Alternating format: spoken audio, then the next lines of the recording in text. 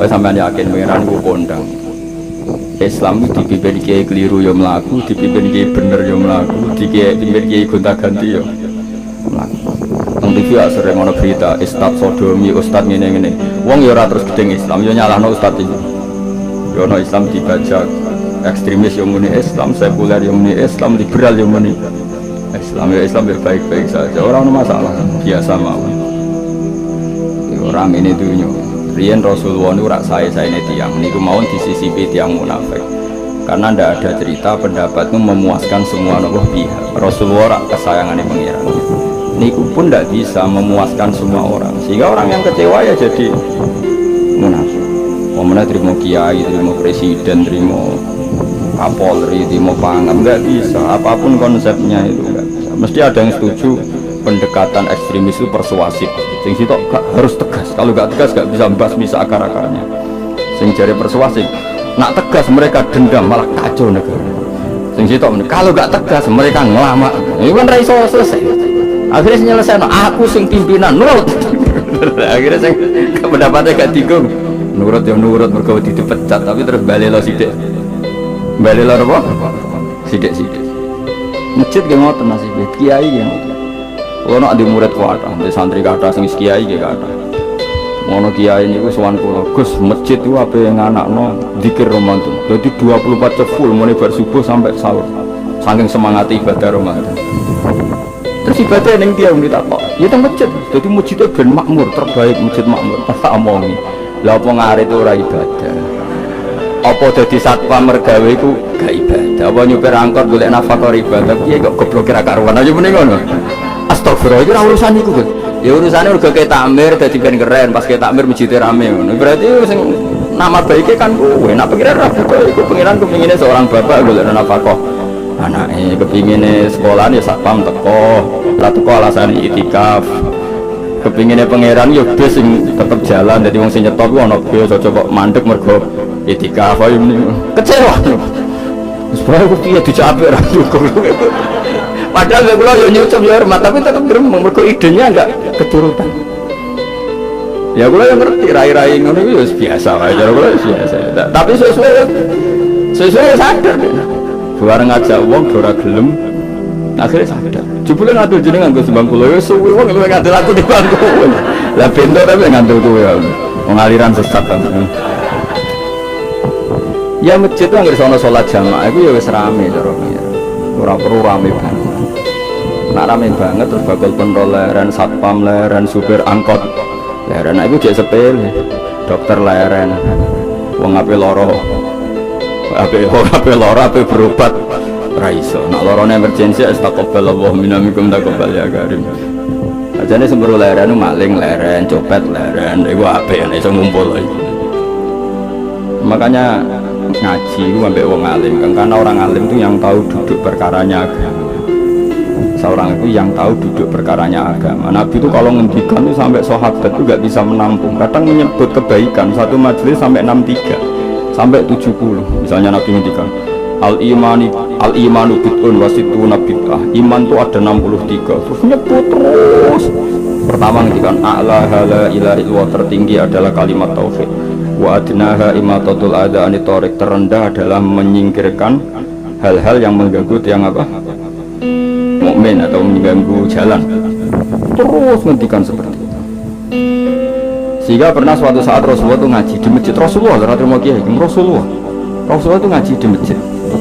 Nabi kalau ngaji di masjid memang di teras, jadi terbuka. Terus ada pemuda santai dengan santainya nggo pacul. Ngliwati Nabi ngaji diliwati. Nggo pacul. Ya santai. Singkat cerita semua sahabat itu mencibir. Celaka betul pemuda itu. Ada Rasulullah ngaji tidak ikut tapi dia berlalu saja bawa cangkulnya. Kata Nabi, kamu jangan komentar demikian. Jika dia kerja menafkahi ibunya yang lemah atau anaknya yang lemah, dia juga ibadah dan itu juga sunnahku. Akhirnya sahabat mereka sadar. Jadi untuk meramaikan Islam itu tidak harus semuanya ngaji di masjid. Yang ngapain kerja ya ben kerja. Yang penting orang jadi germo, orang pengedar narkoba. Nah, itu orang kerja kan perusakan. Jadi sebetulnya orang tuh nggak bisa mengatakan kerja mau mengedarkan narkoba itu enggak. Pengerusakan, tapi kayak adol pentol terus hal-hal yang halal itu namanya apa? Kerja. Dan kerja itu ibadah. efek dari perikiran ulama yang seperti ini, akhirnya masjid daerah ulama itu sepi-sepi. Mereka ngomong ngono terus wong anak ngono ora perlu ning masjid. Lah iku kesimpulannya sing salah. Kok terus kesimpulannya nak ngono ora perlu ning masjid bar. Maksudnya orang ngono sing di aktivitas nggih monggo. Nek sing ada aktivitas dibang turu ning omah kene aduk ibadah ning masjid terus aduk turu ning masjid. Nah, akhirnya daerah-daerah tertentu yang akeh ulama itu mesti masjidnya sepi, tak jamin. Jajal gitu loh nih Rembang. Oh tambah sepi, karena ulama cara berpikir, jauh kerja ya, beda ngernet ya, beda mulang ya. Akhirnya mau masjid mas terawih. Iku yang golek sing cepet. Tapi kunane kuno, Nabi sekalipun itu yang namanya orang yang mendengar, tetap ada yang menolak. Konsep perang di luar kota itu kan secara teori militer itu rasional, bikin kontak ya rasional. Tapi orang yang berpendapat tadi, ya Rasulullah kita di rumah saja, itu ya gelo. Kayak tadi orang yang ingin memakmurkan masjid kemudian kan saya seperti itu ya gelo. Kalau pikiran saya, suatu saat dia sadar, intinya sadar, tersuan saya sadar, karena ya muridnya ada murid beda angkatan ya, dia semi-semi teman-teman. Tak mau ngene, cong kowe nak pancen seneng masjid tenan, masjid itu sudah jadi problem bagi umat. Misalnya gini, aja sampai kenapa orang nyupir angkot demi nak mirno masjid, kenapa orang tugas satpam demi makmurno masjid. Berarti masjid ini menjadi problem penghalang dari sistem sosial eko. Kowe seneng masjid darani problem, kowe seneng masjid dianggap kambing. Ya sudah, sholat jamaah saja, sholat jamaah di masjid. Terus yang nganggur-nganggur ya ke masjid. Tapi kalau yang sibuk ya monggo, asal itu halal ya ibadah. Ketika Nabi setiap aktivitas muslim asal halal itu apa? Ibadah. Makanya kita harus. Nah, tapi kan pendapat seperti ini itu kan kadang dibantah juga. Tapi ke Ramadan gue setahun bisa, nusuk mungkin rasa setuju. Tak. Bukti kalau dia hati nafsi tak tes. Yowes aku setuju. Syaratnya ketuanya takmir aku. Jadi masjid rame pas gue rasa ketua takmir. Isen deh karena dia ingin punya prestasi. Berarti sawang wow pas dia ketua takmir hatun nafsi enggak? Hatun nafsi pasti dia itu cari. Ya jajal pengajian sing bodi gede. Mereka pengurus takmirnya kepengen pas era dini tahu pengajian gede. Pas gak pengurus takmir terus ada pengajian gede. Apa rame-rame bareng? Padahal orangnya sama.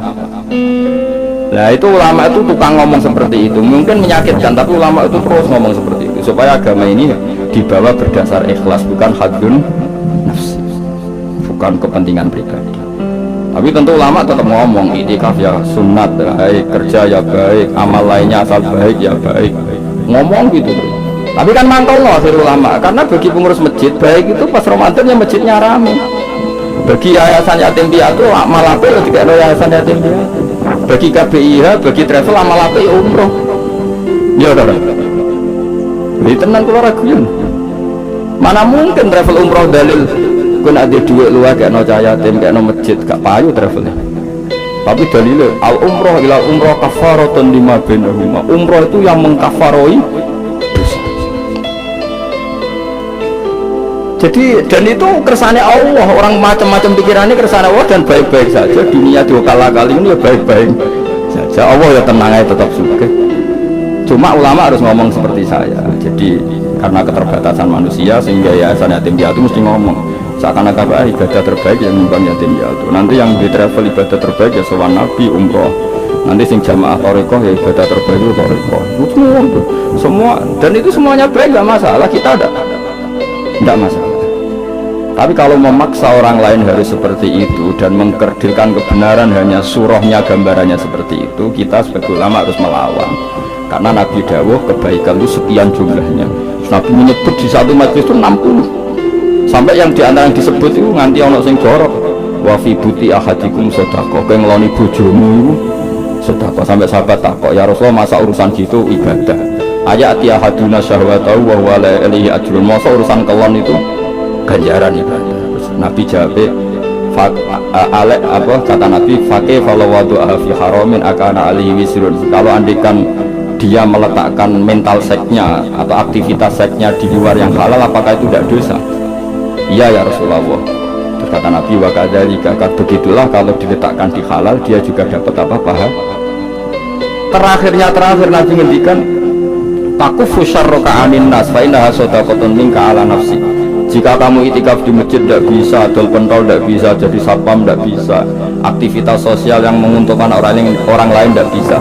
Takufu syarroka anin nas. Yang penting kamu tidak berbuat buruk yang merugikan manusia. Sehingga sampai ada riwayat dari orang sufi, ibadahnya orang zaman akhir itu tidur, karena anak tidur itu gak ganggu wong. Iya, paling bojo tok sepeten. Tapi kan yo nyopet yo ora, zina yo ora, ndelok wong ayu yo ora. Nah, itu sampai Nabi terakhir nyebut. Dari sekian kebaikan tuh kalau gak mungkin kata Nabi takufu syarroka anin nas fa innaha shadaqatun minka ala nafsi. Sementing kamu tidak melukai atau merugikan orang apa? Sehingga misalnya ulama kok ngerti ada orang tidur di rumah, wong apik, gak ganggu wong. Ono bajingan mati, wong apik, iso bajingan meneh. Ya masyhur orang krono bajingan mati, kiai tenan. Saya iki mayit niku wong gak siap di saya. Bajingan sih. Saya padahal ning atine kiai nek mati ya apik dong ora iso bajingan. Akhir dari bajingane ya wis mati. Lha sekarang ngakhiri bajingan apik ta elek? Apik. Berarti matine elek ta apik? Apik. Maksudnya kiai ku apik matine ora apik wonge. Lah ngomong gak trimo pikirane apik ku. Wonge lagi kiai wis dake wis pinter maksudnya. Apik ngene iki. Ngomong keberatan, ayo apa? Ya saya kan wedi, dia apa? Nah itu ilmu. Jadi ngaji ilmu itu orang harus punya kesiapan pendapat meskipun tuh kita tidak siap. Besiwa wasa antar rohu syai'a wa khairul lakum. Pendapat meskipun kamu kadang tidak cocok, bisa saja menurut Islam tuh ini lebih apa? Karena tadi kebaikan itu sekian bentuk. Bisa ulang kebaikan itu sekian apa?